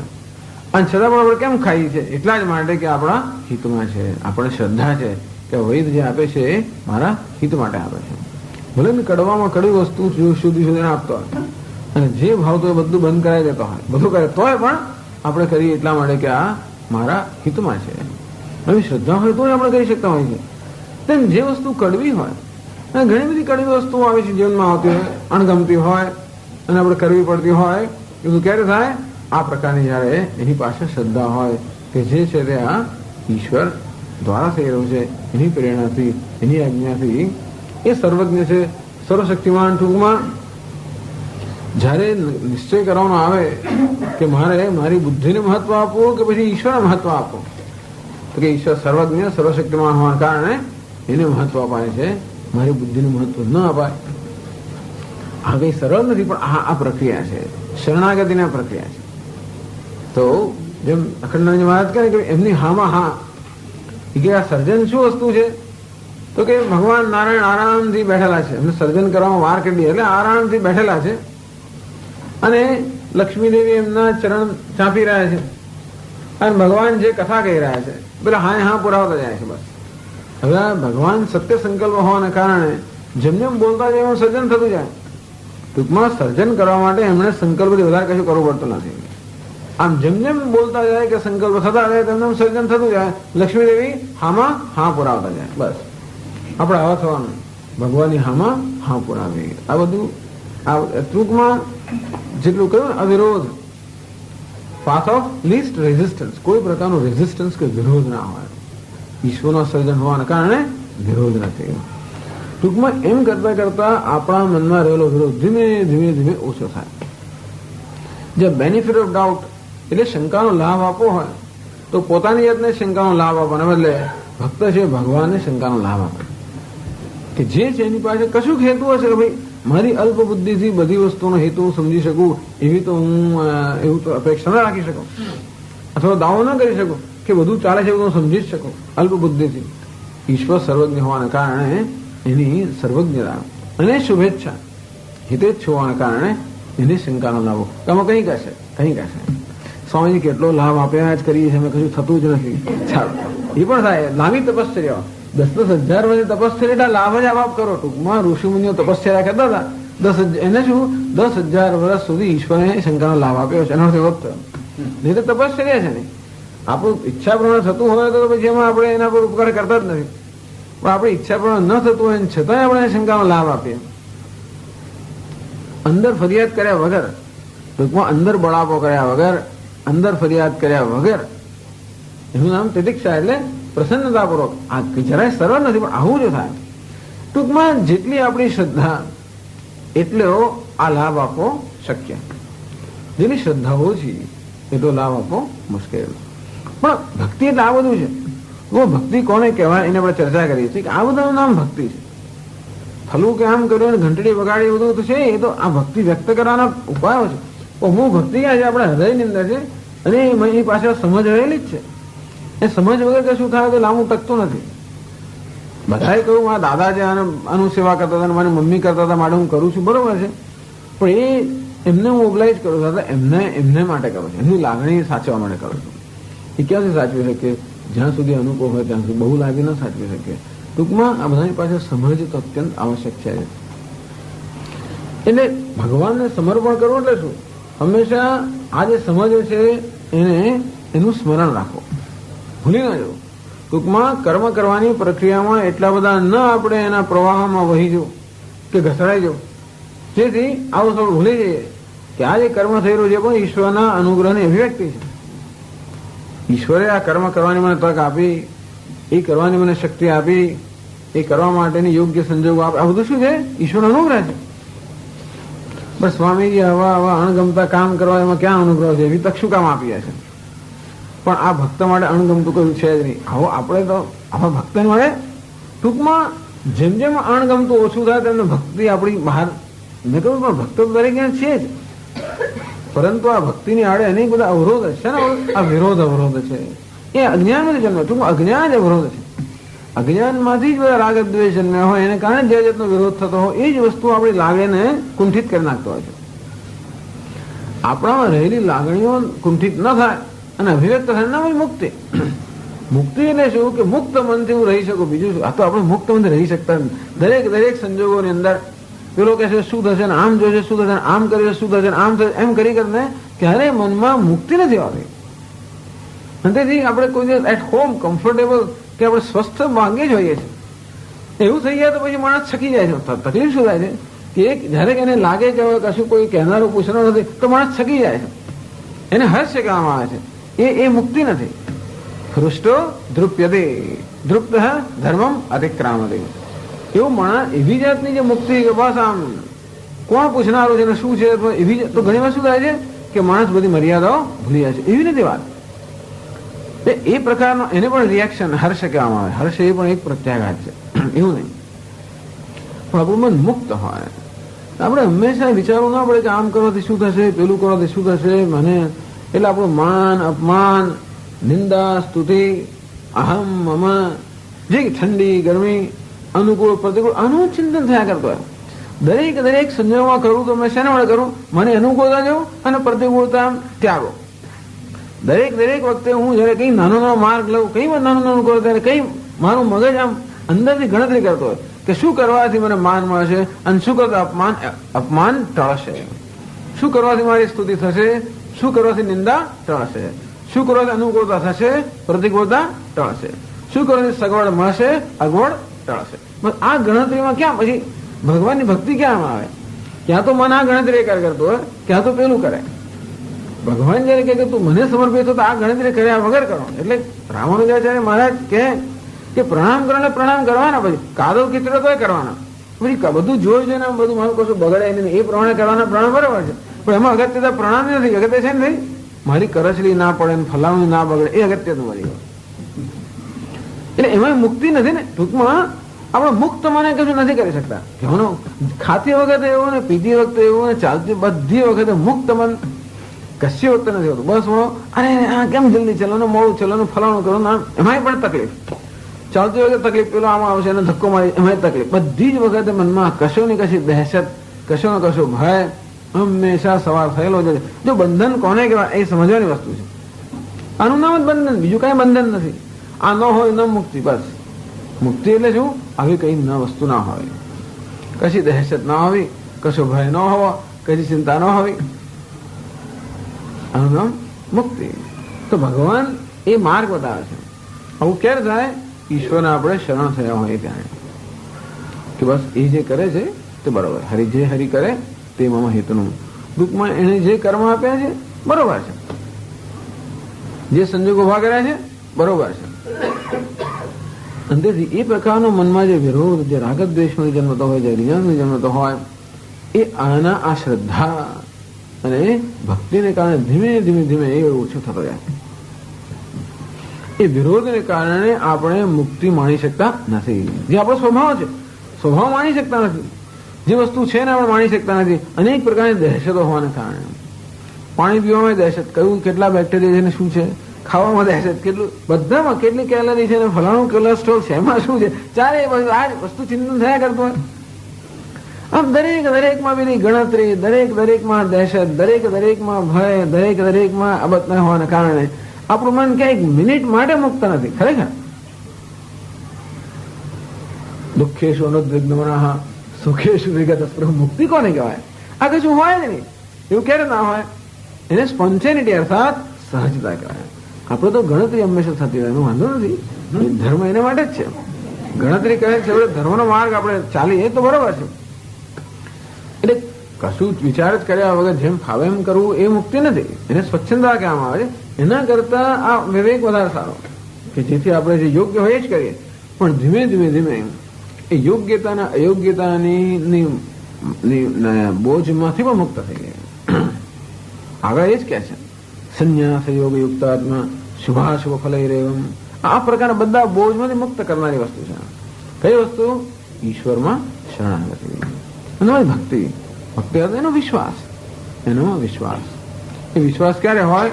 એ વિશ્વાસ એની અંદરની સાથે એનો આદર, એની માટેની સમજ, એની માટેનો પ્રેમ, આ બધી વસ્તુ સાથે જ હોય.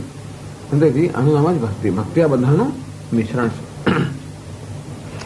એટલે ઈશ્વરને કોઈને કોઈ રીતે યાદ રાખો. કર્માધ્યક્ષ છે, કર્મફલદાતા છે. એ કર્માધ્યક્ષ અર્થાત જે કર્મ થઈ રહ્યા છે એનો અધ્યક્ષ છે, એનો અધિષ્ઠાન દેવતા છે. ટૂંકમાં એની આજ્ઞાથી સર્વ થઈ રહ્યો છે. આ બધી ઇન્દ્રિયોની અંદર શક્તિ એને કારણે છે. જ્ઞાનેન્દ્રિયો, કર્મેન્દ્રિયોની અંદર શક્તિ પૂરનાર, પ્રેરણા કરનાર એ છે. એ જ અંતર્યામી રૂપે હૃદયમાં પ્રેરણા કરી રહ્યો છે. એ જગત રૂપે બહારની વ્યવસ્થા કરી રહ્યો છે.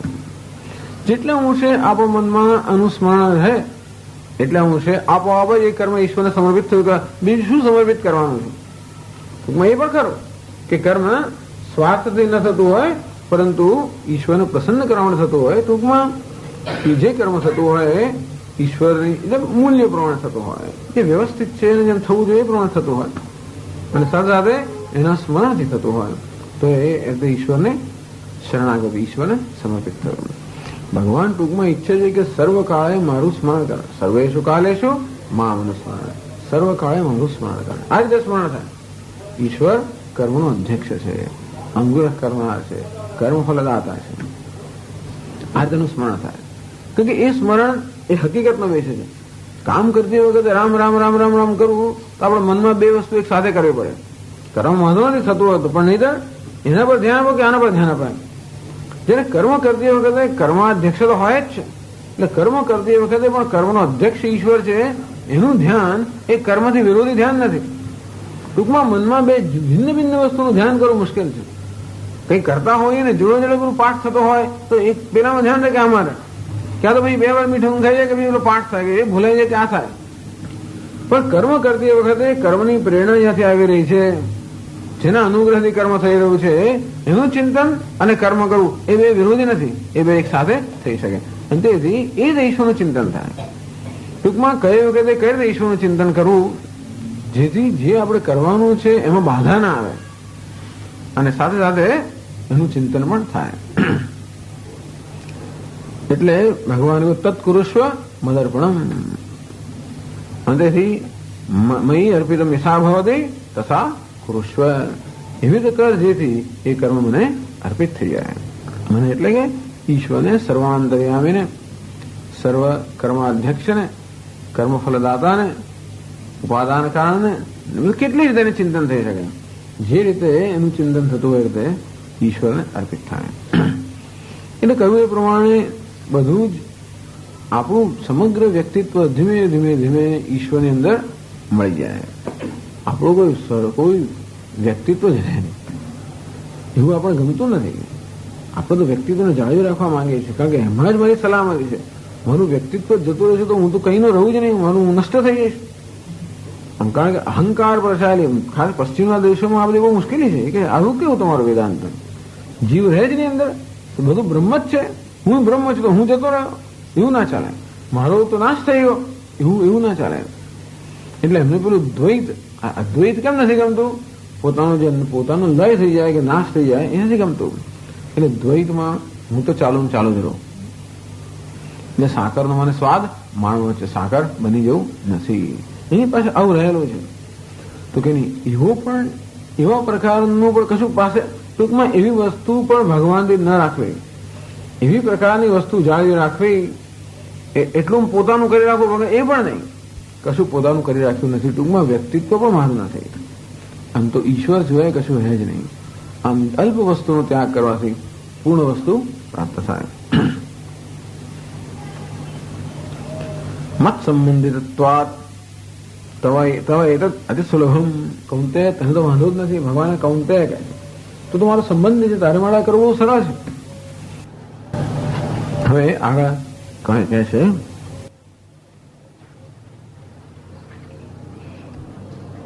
એટલે કહ્યું ગયા વખતે કે આવું ઈશ્વરને સમર્પણ એનું નામ જ ભજન. ન તો તદર્થમ પૃથક વ્યાપાર કશ્ચિત કર્તવ્ય.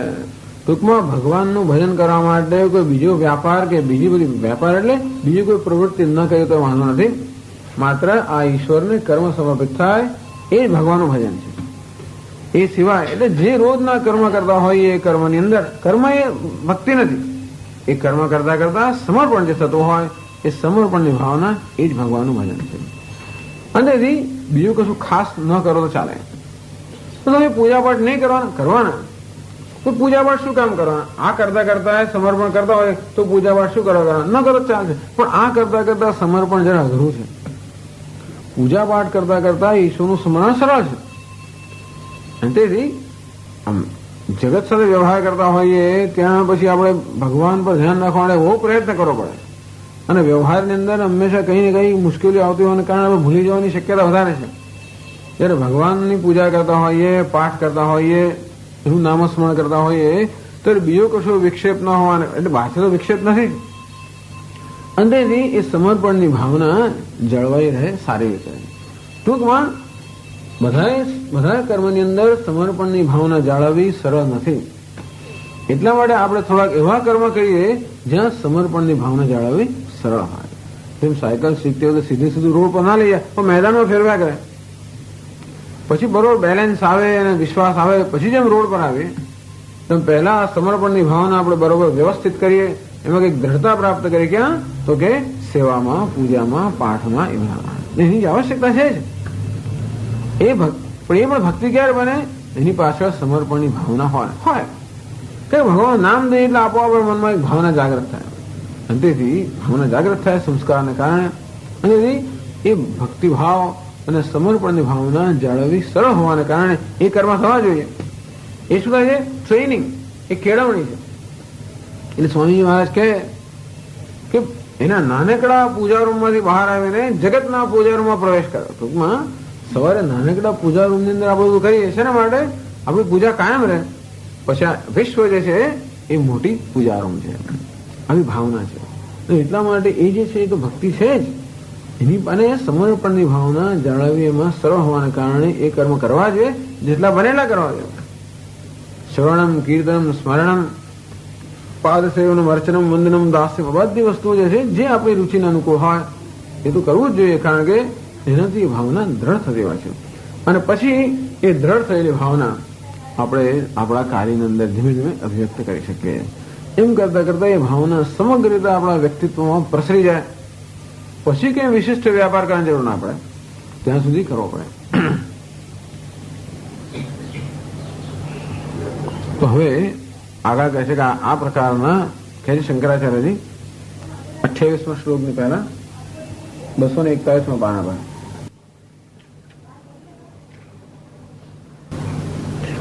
એવં કુર્વતઃ તવ યદ ભવતી તચ્છૃણુ. એવં કુર્વતઃ, આ પ્રમાણે તું કરતો હોય ક્યારે?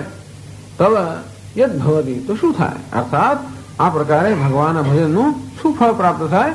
તો શુણે અર્જુન, હવે એ તું સાંભળ.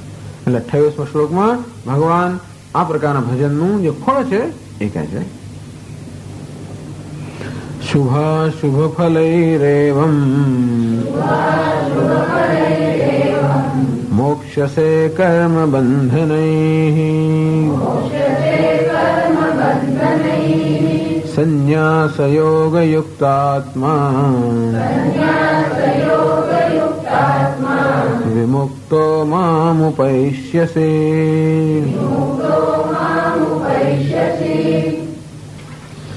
શુભાશુભ ફલૈ એવમ એવમ આ પ્રમાણે આ સમર્પણની ભાવના પરિણામે શુભાશુભ ફલૈ કર્મબંધનૈ વિમુક્ત. કર્મબંધન કર્મ બંધન છે.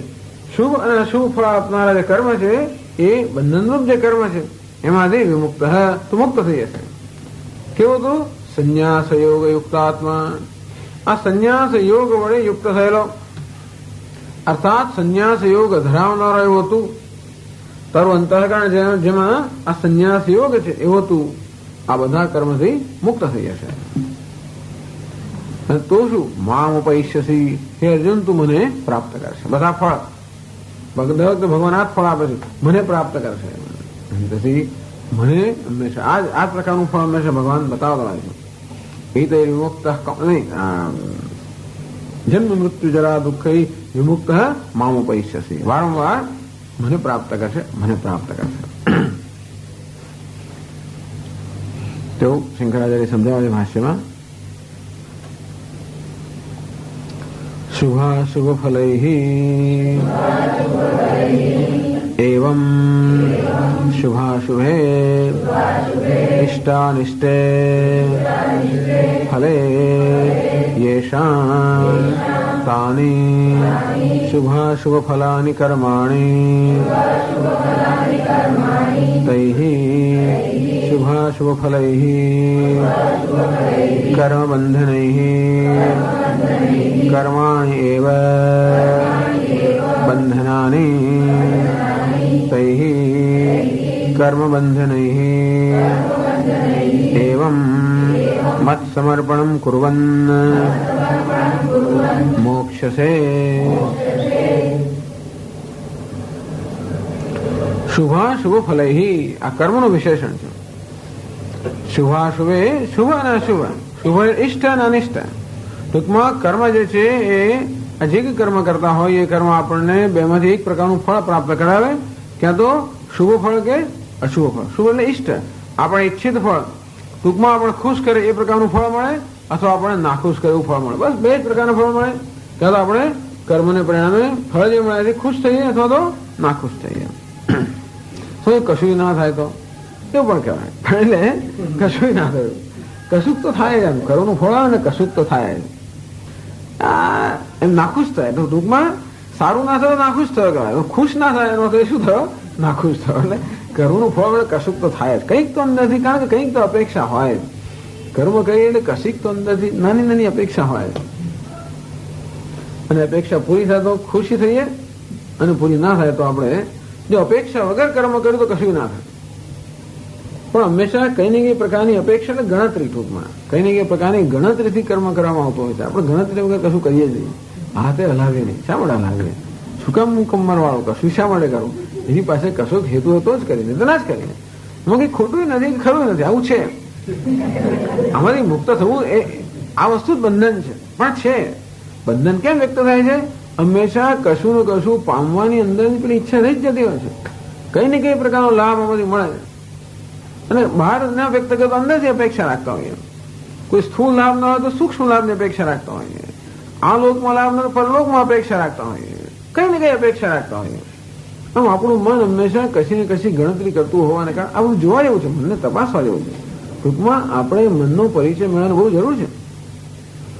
અને મનમાં આવી કેવી કેવી ગણતરીઓ થતી હોય છે આપણે બહુ ધ્યાન નથી આપતા, કારણ કે આપણે બીજી બધી વસ્તુઓ ગૂંચવાઈ ગયેલા હોઈએ છીએ ને. આપણે વ્યવહારમાં ને બીજા એટલા ગૂંચવાઈ ગયેલા હોય છે કે મનમાં આ બધી પ્રક્રિયાઓ ચાલે છે એની બહુ ઘણી સભાન નથી હોતા. પણ મૂળ ત્યાં સભાન થવાની જરૂર છે.